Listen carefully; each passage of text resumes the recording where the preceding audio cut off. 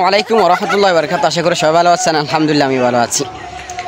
একটা কথা না বললে হয় না, আজকে একটা ফেসবুকের পোস্টে দেখলাম কতিপয় আলেম কি যে আজবভাবে লাফালাফি করতেছে, দেখে আমার খুব কষ্ট লাগলো। যে তোরা কয়েকজন আলেম হয়ে গায়ে পাঞ্জাবি দিয়ে মাথায় টুপি দিয়ে রসুলের সুন্নাহ মোতাবেক পোশাক পরিধান করে তোরা যে এরকম ব্যাংকের মতো লাফালাফি করিস, তোদের একটি বিবেক বুদ্ধি কিছু নাই।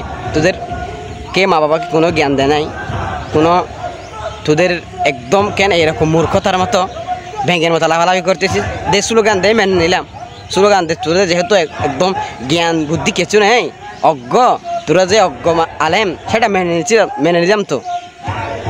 তবে গায়ে যে টুপি আছে পাঞ্জাবি আছে সেগুলো খুলে ফেলে এই হিন্দি গান লাগিয়ে ডান্স দেয়, সমস্যা নাই।